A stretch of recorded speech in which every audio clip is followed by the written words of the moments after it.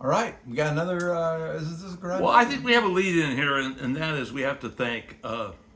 It's not a, you don't know him very well, but I've worked for years as a member of a folk trio with a man who is a master musician, and his name is Gunnar Wiskoff.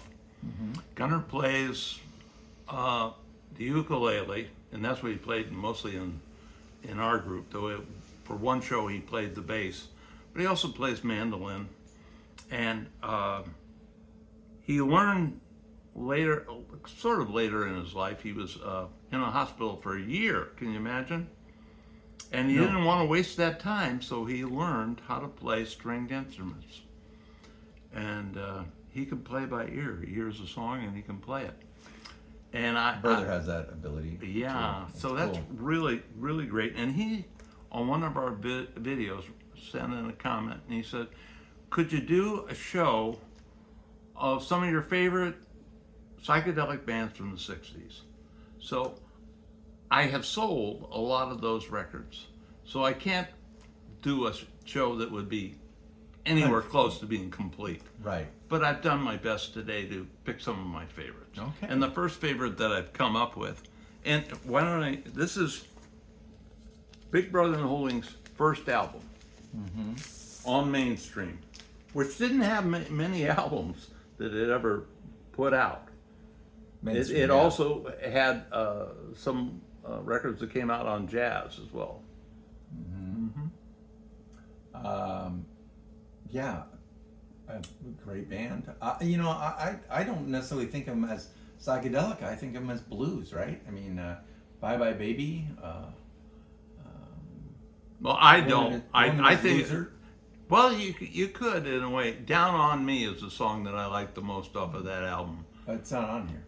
Oh wait, Yes, yes it is. Yes, I'm Oh sorry. yeah, Sorry. yeah. That's okay. Whip. He's done. He's punished. I remember because he does know this band. Well, look at that. That is a psychedelic cover. Oh no, I'm not saying it's And, not. Yeah. I think a lot of people would accept my theory that this is a psychedelic record.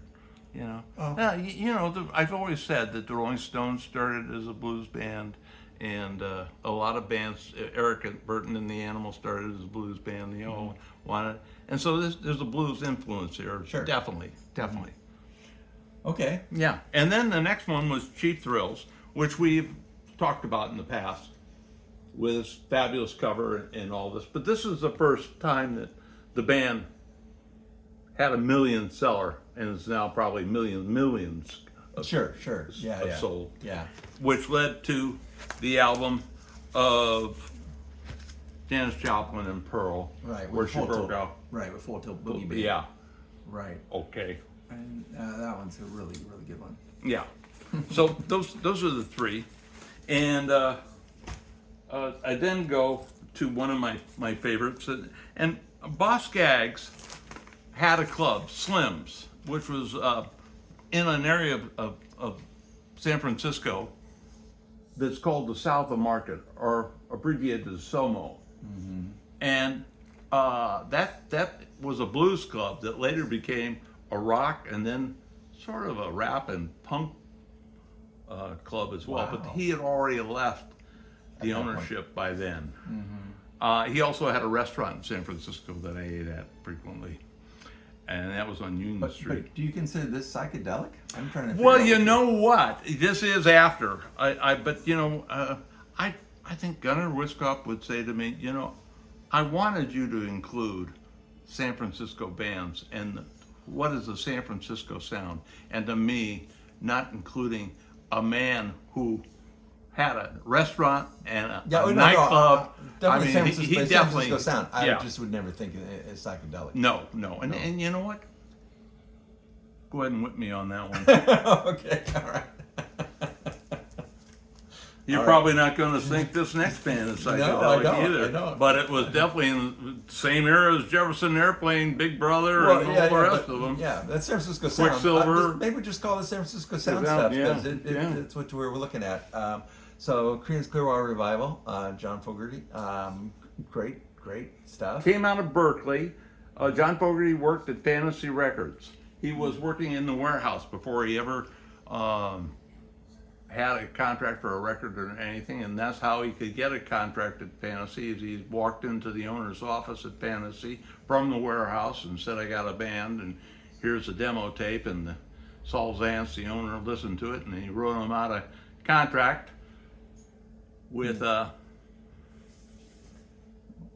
Where he makes the money. yeah. Saul figured out every which way that Take John everything. and the band would make practically nothing ever. Right. And the funny thing is, the drummer, who Stu Cook. Stu Cook's father was a copyright lawyer.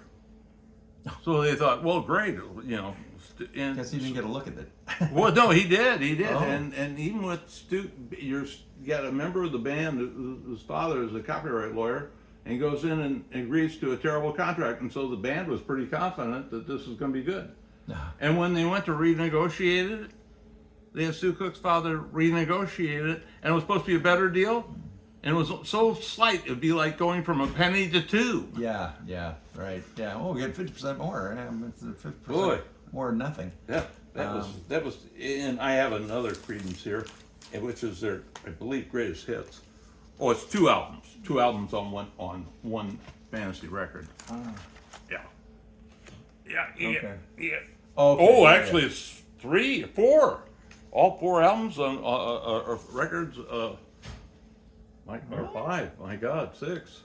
How could that be? I don't know. It's got the covers there. I think they're just taking the hits and they. Yeah, it took probably the- is the took hits. Took the Yeah. cover. Yeah, it's just a two. But that two is record. kind of great to have all the covers Yeah. on one album. And maybe the backs of some of the Well, covers too, because gosh. and the Poor Boys. I don't think that's the front. Great band. Great band. Yes, excellent. Now, you can't talk about the psychedelic sound in San Francisco Sound without talking about this band. And this is my favorite. After Bathing at Baxter's, I think the guy's name that did this was Cobb. I think it's Cobb. Cobb. Yeah. But at any rate, We mean as far as the artist? yeah, the The artist. was Cobb. Okay. But this is great inside too. And this is in pristine condition. Really It's good in good shape. Yeah.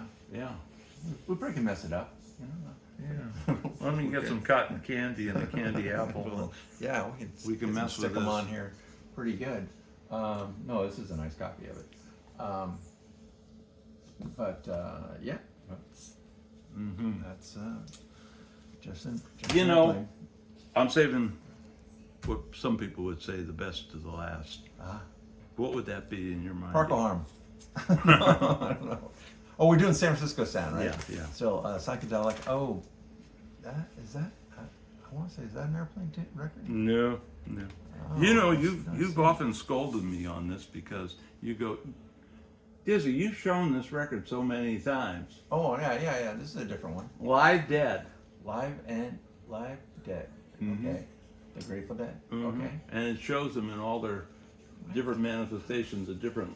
They did so many free shows that they did them literally in the Haight-Ashbury, right on Haight Street, on the back of a truck, and people were lying down the street of Haight Street, listening to them play. Uh-huh. You know, The police probably they played didn't appreciate in that. Golden Gate Park and a part of the park called Speedway Meadows, and they would do that several times a summer for years, and it was fantastic.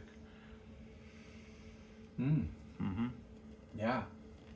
Well, that's all San Francisco Sound, and nice. All Well, nice and we should thank Gunnar Wiskoff because he wrote that in the comments. And if you would like to hear certain bands talked about or shown, we would love to do it. I still have a sizable collection of records, and the I've got a Champ few. I've got a is few. stocked. So it's a good chance that we can roll it out pretty good for you. Yeah. So please give us the opportunity to show you some good records. Yeah. And I always feel like there's a wealth of great records out there. Just a wealth of great. I could talk about it for years and never really touch the subject.